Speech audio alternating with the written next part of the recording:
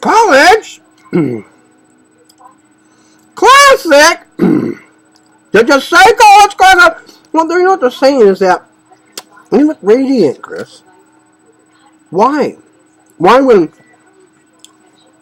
you get into the Word of God, you look so radiant, and when I get it, I get darker? Well, the Lord says that in the Bible that those who are wicked will get burned, and you'll see their burnness, their darkness, because they had a wicked heart. And they have to seek me with all their hearts and souls, because if they don't, they'll burn the second death, and they won't escape it. And what the second death is? It's hell.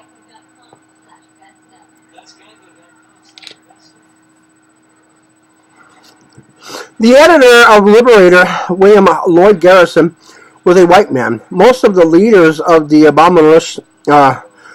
abolitionist movement were white. Not because they weren't black leaders, but because even those liberated whites still had a tendency to see blacks, if not as inferior, at least as children who needed time to grow up and catch up. Garrison, who compared Douglas to Spartacus, the rebel gladiator, had been present at the first speech of Douglas.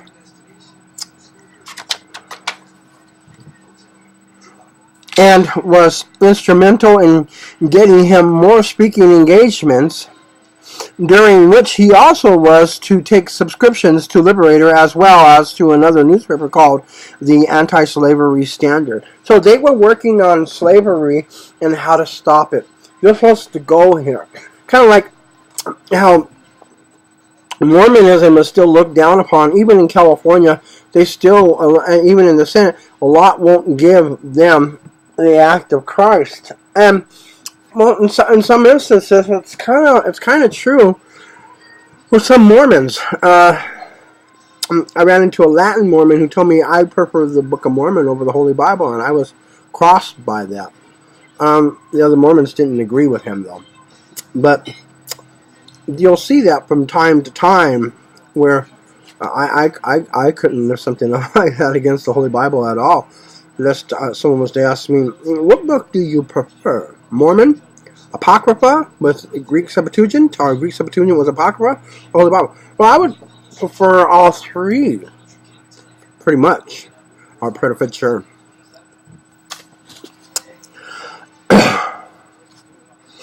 Douglas was cut out for a hero.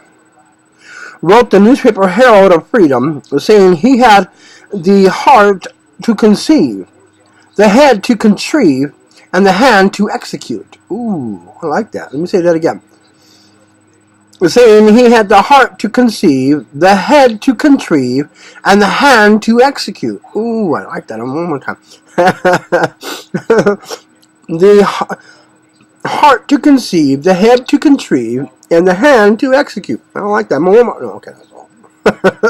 At this time, some free blacks had moved to Liberia, into the area in Africa that had been established in 1822. Douglas did not believe that blacks should be forced to return to Africa as part of a colonization scheme that some advocated. He felt that by now the real home of black Americans was the United States of America, or the United Estados America, which is true. Douglas and Garrison, they shared this view, as well as the strong conviction that the way to end slavery was to educate people. Badly? Yes. We can think about that. If we can conceive them of the evil, what they are doing, they will change. And Garrison said about the slaveholders, neither man believed in violent uprising as a tool of change. He kept trying to reach people through the churches. These, however, refused to take a stand against slavery. Douglas would sometimes sing a parody on a familiar hymn about being saved from a burning hell. And we see that dwelling with Emmanuel in heavenly union, to wit, Come saints and sinners, hear me tell how pious priests whip Jack and Nell, and women buy and children sell, and preach all sinners down to hell, and sing of heavenly union. It went on for many satirical verses. That reminds me of the 412 church that I visited, the Luke 412, where the pastor comes out, and Pastor French, and he says, to the pit, all the way, to the pit, to the pit, to the pit, and everyone gets in, to the pit, to the pit, to the pit, to the pit, out, Satan, to the pit, to the pit, to the pit, all the way to the pit. They throw him out. They literally throw him out.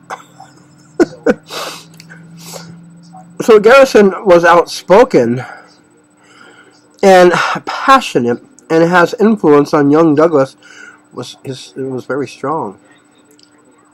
And sometimes they spoke at the same occasions at which Garrison often introduced Douglas as a graduate from that peculiar institution with his diploma written on his back. In other words, I say, there goes Garrison. He went to what school? It's kind of like Barack Obama. Barack Obama went to Harvard. Or Michelle, she went to Princeton. And Douglas kept having a lot to say. He was also tall, handsome, with a shock of thick hair, penetrating eyes, a voice like dark molasses, and an electrifying talent for using words effectively. He was witty, his brain worked quickly, and he believed totally in what he was saying. And you can tell that he believed in what he was saying, because when he spoke, it lit you up too. In the beginning and for quite some time, he concentrated mainly on his personal experiences, telling stories of horror, but also using rich humor. He had a special flair for imitating different people, including white preachers. Why was it so necessary for a former slave, still a fugitive, to stand up and tell what was going on in the slave states? Didn't everyone know? Wasn't it evident to people, at least in the North, that you should not keep people in chains, that it was wrong to own other human beings? And today we cause that same still interest, because we know that in California that's taking place right now in counties. Orange County, slave trading.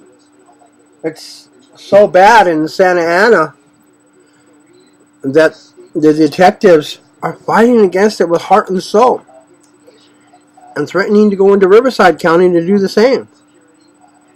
We're seeing the whole family off of Paris Avenue being enslaved by their own parents, which is probably not even true. Their parents were probably in spiritual warfare, and somebody else came in and ruled them. Is there spiritual warfare going on today? Yes. Yes. It's where, if you use drugs, they come in and they spiritually battle against your spirit, your soul. It's called spiritual warfare. They practice it in Europe. In Calvary Chapel, Germany came to tell Calvary Chapel Downey about it, which I got a piece of it, and I found it very interesting the way he described it to us. They literally kicked the spirit, the soul, of the exister out. And he has to go find somewhere else to live, like a bird or a cat or an animal, and watch his family. Well, whoever threw him out because he was careless and didn't know. Let's watch them abuse his family. This college classic Campus Hits breaks my heart. Is it the end of the world?